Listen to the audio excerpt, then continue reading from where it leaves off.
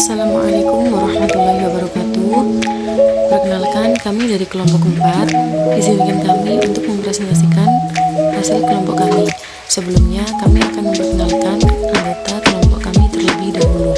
Yang pertama yaitu Rizka Umi Fadilah dengan NIM 200-100-250 dan saya Melani Syifaul Jannah dengan NIM 200-100-266. Yang pertama yaitu latar belakang. Kami akan menjelaskan latar belakangnya terlebih dahulu dari training and development, yaitu perkembangan dan pertumbuhan perusahaan mempersyaratkan ketersediaan sumber daya manusia yang andal. Upaya menyediakan sumber daya tersebut dapat diperoleh melalui peningkatan kualitas sumber daya manusia. Sumber daya manusia yang berkualifikasi menurut kebutuhan perusahaan dapat diperoleh melalui program pelatihan dan pengembangan karyawan. Pelatihan dan pengembangan karyawan merupakan faktor yang mendorong tercapainya kompetensi karyawan sehingga dapat memberikan kinerja terbaik pada perusahaan. Perusahaan perlu mengidentifikasi kebutuhan organisasi sehingga perusahaan dapat menerapkan jenis program pelatihan dan pengembangan manusia organisasi. Kesesuaian kebutuhan organisasi dan tugas dengan program pelatihan dan pengembangan karyawan akan mendukung peningkatan kompetensi karyawan. Penyesuaian diri terhadap lingkungan kerja, menyelaraskan kemampuan diri terhadap perkembangan teknologi dan perkembangan regulasi dalam dunia usaha merupakan sasaran dari pelatihan dan pengembangan karyawan sehingga karyawan kompeten dalam melakukan tugas-tugasnya. Pembahasan selanjutnya yaitu tentang tujuan. Kegiatan dalam pengembangan karyawan bertujuan untuk mempersiapkan karyawan agar dapat menyesuaikan diri terhadap tugasnya. Pengembangan karyawan memberikan kesempatan kepada karyawan untuk bersosialisasi terhadap tugas dan lingkungan pekerjaannya. Dengan demikian, program pelatihan dan pengembangan memberi peluang terhadap karyawan agar dapat berperan dalam perusahaan. Pembahasan selanjutnya yaitu tentang pengertian training atau pelatihan. Pelatihan atau training adalah setiap usaha untuk memperbaiki performasi pekerjaan pada suatu pekerjaan tertentu yang sedang menjadi jawabannya atau suatu pekerjaan yang ada kaitannya dengan pekerjaan supaya efektif. Yang selanjutnya yaitu proses mengajarkan karyawan baru atau yang ada sekarang keterampilan dasar yang mereka butuhkan untuk menjalankan pekerjaan mereka. Pelatihan menurut Deshler 2004-56 yaitu proses mengajarkan karyawan baru atau yang ada sekarang keterampilan dasar yang mereka butuhkan untuk menjalankan pekerjaan mereka. Selain itu, metode penelitian. Metode on the job training. Yang pertama yaitu rotasi jabatan. Yang kedua memberikan instruksi pekerjaan. Yang ketiga magang. Keempat coaching. Yang keempat penugasan sementara. Dan metode of the job training. Yang pertama yaitu kuliah. Yang kedua presentasi video. Yang ketiga self study. Yang keempat metode studi kasus. Yang kelima vestibule training. Oke, kita berlanjut ke ciri-ciri metode on the job training. Yang pertama yaitu dilaksanakan di tempat kerja. Yang selanjutnya dilaksanakan pada setiap karyawan yang baru pindah ke bagian lain dalam kurung mutasi atau yang berganti tugas dan bertanggung jawab, dan karyawan yang menunjukkan prestasi kurang baik dalam pekerjaannya.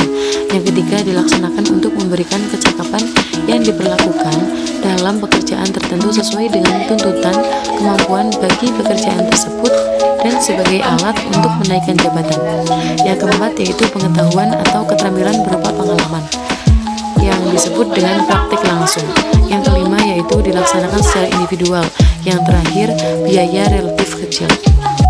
Yang selanjutnya ciri-ciri metode of the job training. Yang pertama dilaksanakan dalam suatu ruangan atau kelas, yaitu di luar tempat kerja, atau dilaksanakan pada lokasi terpisah dengan tempat kerja.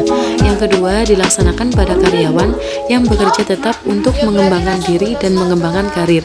Yang ketiga, dipergunakan apabila banyak pekerja yang harus dilatih dengan cepat seperti halnya dalam penguasaan pekerjaan. Yang keempat, pengetahuan atau keterampilan berupa konsep. Yang kelima, dilaksanakan secara kelompok. Yang keenam, yaitu biaya yang dikeluarkan relatif besar. Oke, kita ke pembahasan yang selanjutnya, yaitu development atau pengembangan. Pengertian pengembangan. Pengembangan adalah suatu usaha yang sistematis dan terorganisir yang dilakukan oleh perusahaan untuk meningkatkan kemampuan teknis, teoritis, konseptual, dan moral karyawan sesuai dengan kebutuhan pekerjaan atau jabatan untuk dapat memperoleh tujuan umum bersama. Di sini saya akan menjelaskan tentang perbedaan pengembangan dan pelatihan, yaitu faktor pembeda, pelatihan, dan pengembangan.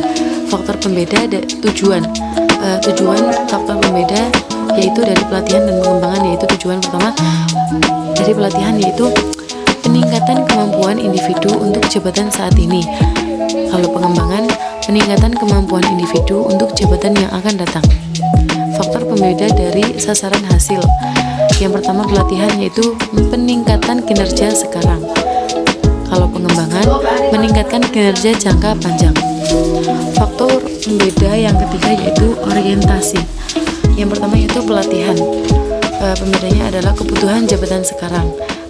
Kalau pengembangan, kebutuhan perubahan terencana atau tidak terencana. Faktor pembeda yang keempat yaitu efek terhadap karir. Yang pertama yaitu pelatihan, keterkaitan dengan karir relatif rendah, dan pengembangan, keterkaitan dengan karir relatif tinggi. Faktor pembeda yang selanjutnya yaitu jangka waktu pelaksanaan. Yang pertama yaitu pelatihan. Jangka waktu pelaksanaan dari pelatihan yaitu relatif singkat, tetapi kalau pengembangan relatif lama. Faktor pembeda yang selanjutnya yaitu peserta dari pelatihan, yaitu tenaga kerja non-manajerial, dan pengembangan dari peserta pengembangan yaitu tenaga kerja manajerial. Faktor pembeda yang selanjutnya yaitu materi. Pelatihan dari materi, pembedanya yaitu berkaitan dengan keterampilan teknis, dan pengembangan yaitu berkaitan dengan keterampilan pengetahuan dan konseptual. Dan di sini kami memaparkan persamaan pelatihan dan pengembangan, yaitu pelatihan dan pengembangan dilaksanakan berdasarkan prosedur sistematis dan terorganisir. Yang kedua yaitu pelatihan dan pengembangan dibutuhkan bagi karyawan baru yang baru diterima oleh perusahaan karena pendidikan dan pengalaman kerja sebelumnya yang telah dimiliki oleh karyawan tersebut belum sesuai dengan kebutuhan karyawan. Yang selanjutnya yaitu pelatihan dan pengembangan dibutuhkan bagi karyawan lama yang akan dipromosikan atau dipindahkan ke jabatan baru sehingga membutuhkan pengetahuan dan keterampilan untuk jabatan barunya. Di sini kami akan menjelaskan tentang manfaat pelatihan dan pengembangan. Pelatihan mempunyai andil besar dalam menentukan efektivitas dan efisiensi organisasi. Beberapa manfaat nyata yang ditanggung dari program pelatihan dan pengembangan yang dicantumkan oleh Shimamura adalah meningkatkan kualitas dan kuantitas produktivitas, membentuk sikap, loyalitas, dan kerjasama yang lebih menguntungkan.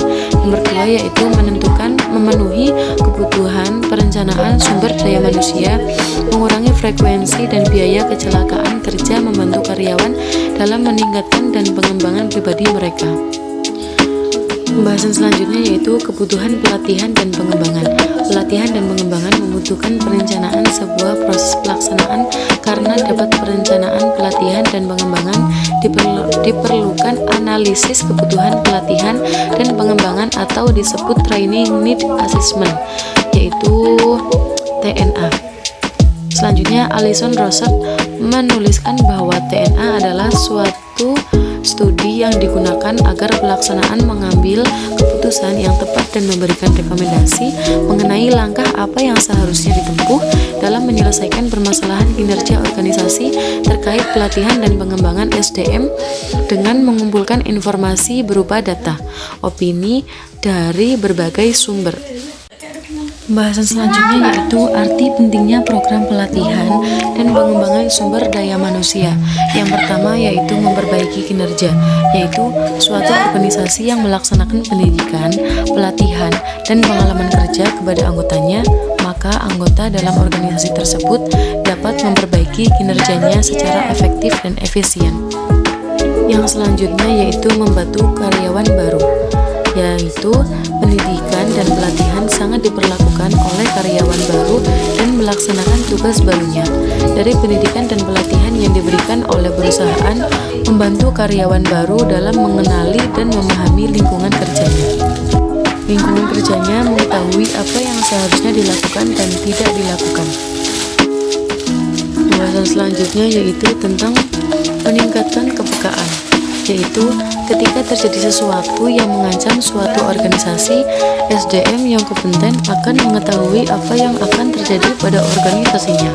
Sehingga dengan pendidikan, pelatihan, dan pengalaman kerjanya, mereka akan mencari solusi untuk menghindari ancaman tersebut. Yang selanjutnya yaitu mempersiapkan promosi. SDM yang telah mengikuti pendidikan, pelatihan, dan pengalaman kerja atau memiliki kompetensi yang lebih besar daripada SDM yang tidak mengikuti pendidikan, pelatihan, dan pengalaman kerja. Sehingga sumber daya manusia yang telah mengikuti usaha pengembangan kompetensi dapat membaca situasi yang terjadi dan dapat menentukan kebutuhan apa yang sedang diharapkan oleh masyarakat luar, sehingga mereka dapat menentukan promosi apa yang sedang dibutuhkan masyarakat saat itu. Yang terakhir yaitu mengembangkan individu. Pendidikan, pelatihan, dan pengalaman kerja dapat mengembangkan kompetensi individu baik di bidang pengetahuan maupun keterampilan. Dari kelima poin di atas, maka ada beberapa keuntungan yang akan didapatkan perusahaan dari sumber daya manusia yang kompeten. Baiklah, dari materi yang kami sampaikan sebelumnya dapat disimpulkan yaitu pelatihan merupakan penciptaan suatu lingkungan di mana kalangan tenaga kerja dapat memperoleh dan mempelajari sikap, kemampuan, keahlian, pengetahuan, perilaku spesifik yang berkaitan dengan pekerjaan. Pelatihan merupakan serangkaian aktivitas yang dirancang untuk meningkatkan keahlian, pengetahuan, pengalaman, ataupun perubahan sikap seseorang individu. Pengembangan adalah penyiapan individu untuk mengembangkan tanggung jawab yang berbeda atau lebih tinggi dalam organisasi. Pengembangan biasanya berkaitan dengan peningkatan kemampuan intelektual atau emosional yang diperlakukan untuk melaksanakan pekerjaan yang lebih baik. Sekian presentasi dari kelompok kami. Bila ada tutur kata yang kurang berkenan atau materi-materi yang kurang jelas dipahami, kami mohon maaf yang sebesar-besarnya. Akhirul kalam, wassalamualaikum warahmatullahi wabarakatuh.